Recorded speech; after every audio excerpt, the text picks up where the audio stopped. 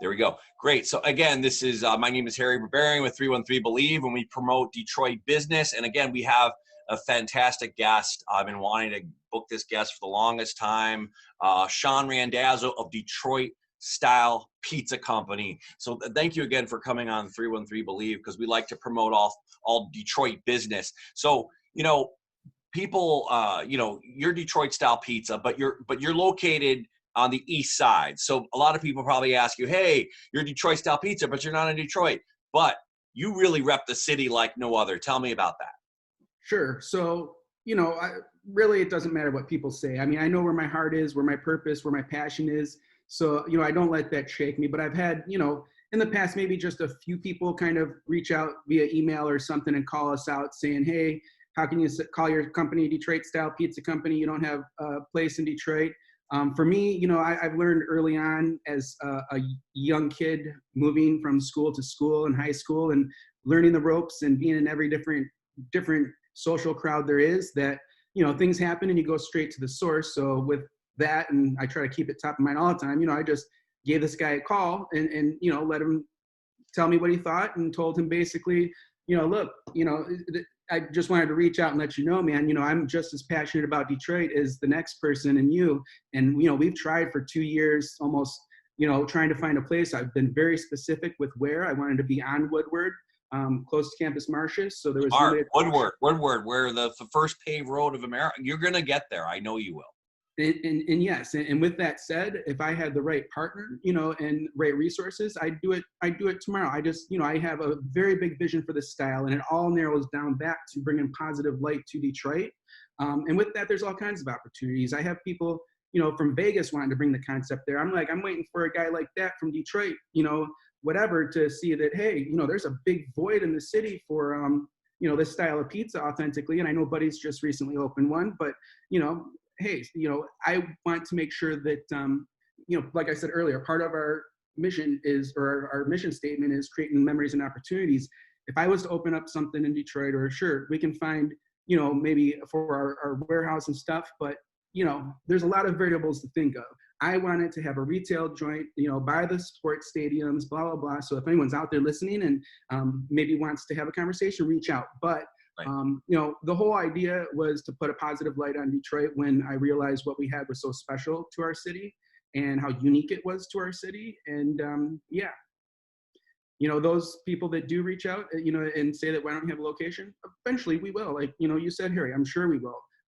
But right now we're doing what we can do to pave the way for this vision and bring the attention to a positive light. I'm sure many people in the city of Detroit have, and I don't want credit for it, but have benefited from it.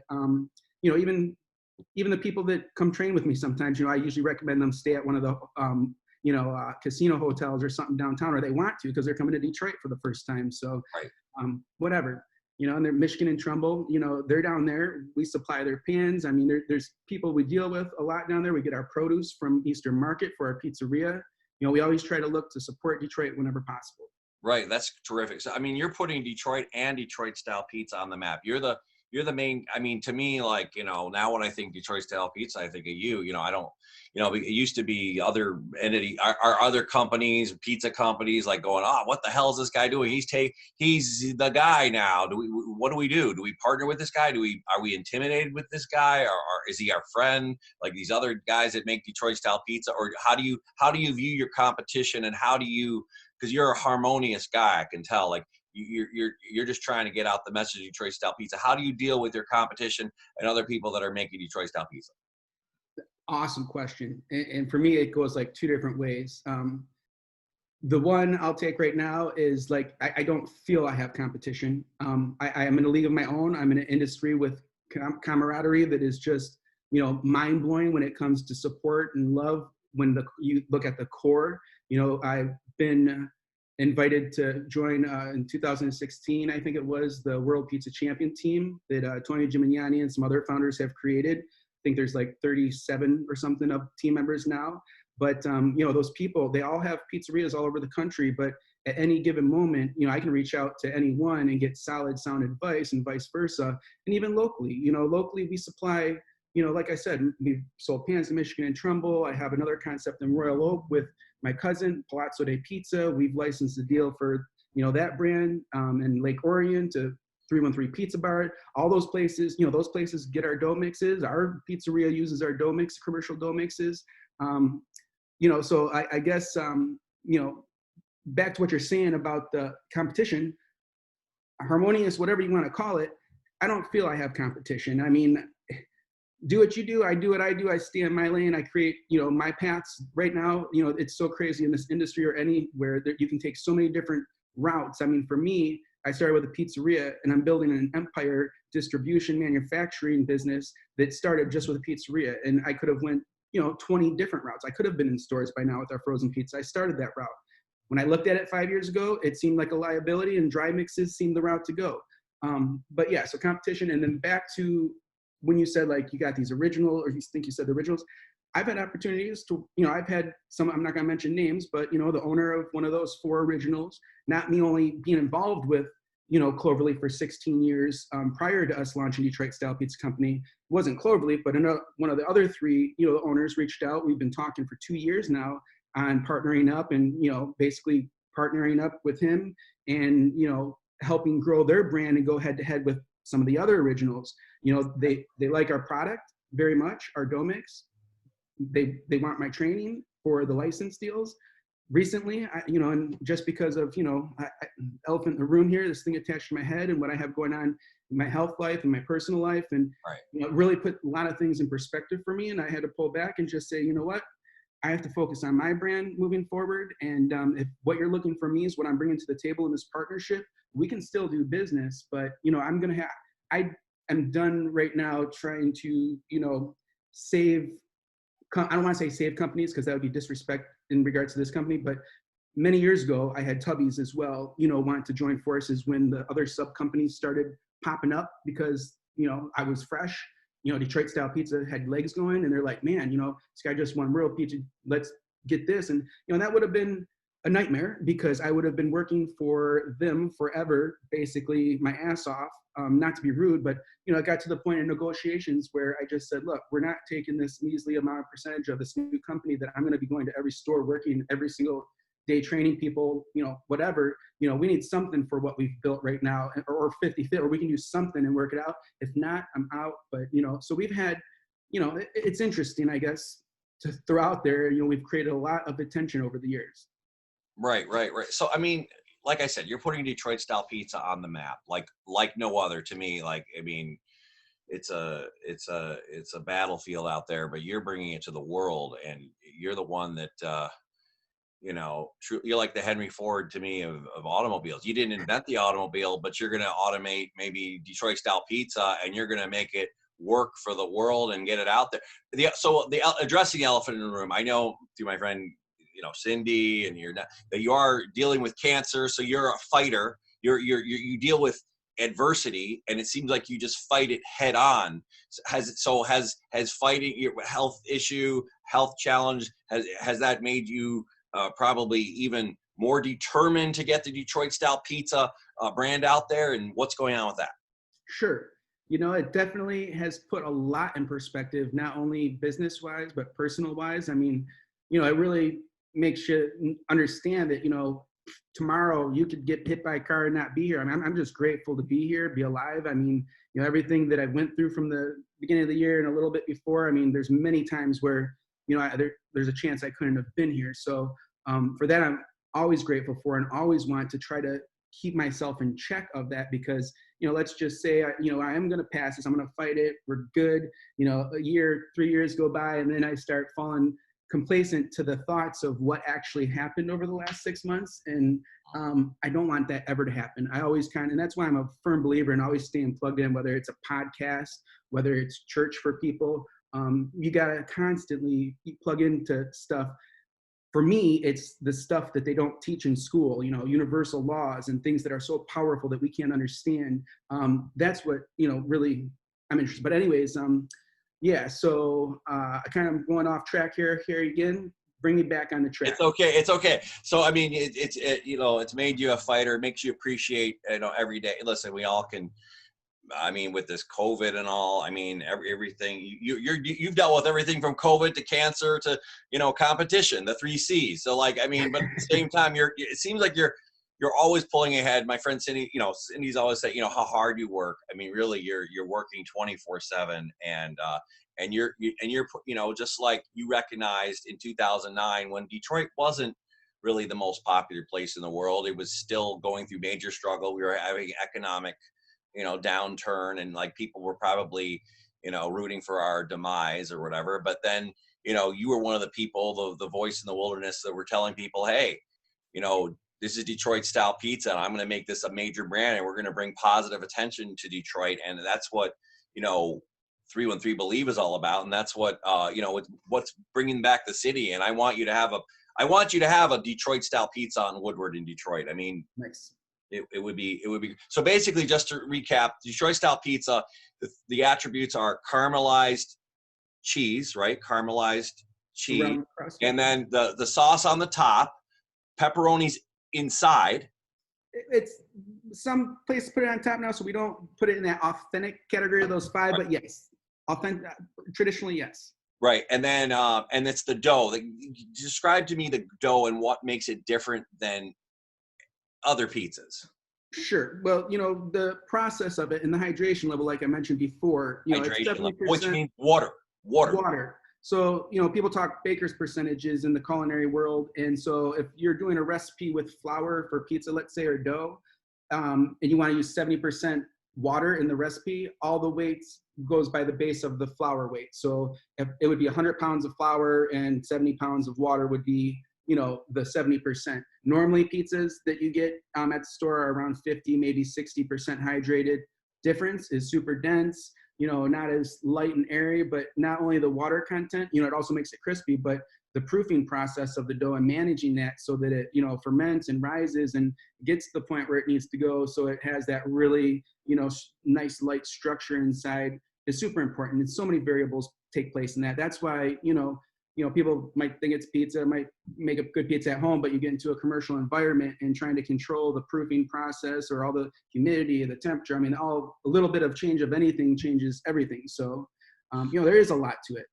Are you arguing that like Detroit style pizza, like because of the dough, like being more hydrated, like that it's like lower calories, or that it's not as heavy as Chicago style? It's like the better Chicago style? Well, I will say this. I can't say for every place, but I know for us, we don't use any oil in our recipe. And, using that much water in a recipe also, it does a lot of breaking down of the very, of the ingredients and stuff. So our body doesn't have to do as much digesting as well. But health-wise, yes, our pizza, like compared, even when you see ours in the grocery stores coming out in a few months or something, look at the calories and compare it, because you'll be blown away. A lot of these places use very not hydrated dough, and they try to use, a lot of oil to like deep fry the crust to get that crunch. But I worked at Jets for a couple of weeks way in the past too. And, from what I remember and working with some Jets franchisees, they got like a crap load of oil in the bottom of the pan before they put the dough in. And, I think it's all a part because they use conveyor ovens and they just try to get a nice golden crisp. But, whatever the case is, yes, our pizza is a lot healthier than a lot of others. I mean, that's amazing, because you're putting the quality, you're the standard bearer now of Detroit style pizza. All the spotlight is on you, and and healthier pizza. I mean, I think that's what America needs. Sure. And I heard like during coronavirus, the COVID, people have been eating pizza nonstop. Like your sales, how has it affected you, the whole thing? Yeah. Out the gate, it kind of affected us negatively. Like we were looking for ways to, we shut down Monday and, we're cutting hours, but really like it just was crazy, because probably a week before we got that review, we started things kind of picking back up. I think people were getting a little more comfortable with the fact they could go and get something. And then the next week, like, we had that review and it just blew things out of the water. Now we're back in a place where, it's 2.5 months after that review. We're sitting kind of stable, at an area that retracted maybe, a little, but we were able to meet the challenge, which was a very big one. We had to hire 10 people pretty much overnight, and we couldn't do so. It took us a few weeks to get the amount of people we needed in there, and people not waiting for 2 hours, but we arrived, and now we're looking at, picking up where we left off and bringing our partner on board. We had this year plan by the end of the year to get, have these goals to be where we needed to be, bringing them on and stuff. And, we're there now, and very grateful for that. Can't be more blessed. And, really happy about that moving forward, because it's a real win-win situation for the both of us. It solves us not having leadership and running the pizzeria and protecting our brand and our quality and all that over there. And it gives him a vehicle to achieve his dreams, which I'm all about, is creating memories and opportunities, like I said. So creating Detroit style pizza, creating memories and opportunity. That's amazing. And I remember, like I said, Detroit style pizza has been everywhere from Kuwait to, you said, even Italy. South Korea, China, South Korea, China. And I remember, I've worked at the Electric Forest. Out in the Electric Forest for the Rothberg, Michigan. What's that? Yeah, that was one of those. I've done that 6-7 years. I'm sure I'm lucky to survive those every year. I mean, crazy. I mean, you're very popular, and so yeah. Do you have a mission as to when maybe you may want to be like on Woodward, like in Detroit? Like, I mean, it's not really up to you fully, but I mean, do you have a vision for that too? Right now, I'm not going to lie. I don't have a vision for it, but I do have this to say. I mean, if the opportunity presents itself, I'm not looking for opportunity right now. I'm trying to deal with the opportunity I got and kind of find focus. Right. But like I said, I just had a conversation with this guy in Vegas. He's really wanting to get our brand out there. And, my whole thing with him is like, I'm not doing anything like that unless I'm 100% confident in the leadership there. And I'd want a partner. I can't be out there and stuff. And of course, if it's local, I mean, I'll go out there and train. But, if someone's out there and wants to take advantage of this awesome whirlwind of media, I mean, we're a worldwide known brand. And I know there are people out there, and I'm very surprised actually, because we get reached out by a lot of different opportunities all over the country. And we're here in Detroit. And I don't know if maybe it's because we haven't located in Detroit yet. So people look at that and are like, whatever. But, I look at this as an opportunity, just like, it is for Joe. And he wants to do a place in Ypsi at one point once we get, things set up and on autopilot there. But Detroit, that's where, I think a huge opportunity is. And, back when I was looking, it was probably a little premature because the city still hasn't come on its, upcome it has over the last several years. But, right. And that's why I was looking. I wanted to, I figured it's the best time to look for property and stuff like that. But putting it out there, if anyone does want to have a conversation, my contact info will be out there, I'm sure, and reach out. Would love to talk. I mean, Quicken Loans didn't start in Detroit. It started in the suburbs, and now it's synonymous with Detroit. So, I mean, sure. Rocket Mortgage now. So, so people also can find you on your website. What's your website again? Our pizzeria website is DetroitStylePizza.co.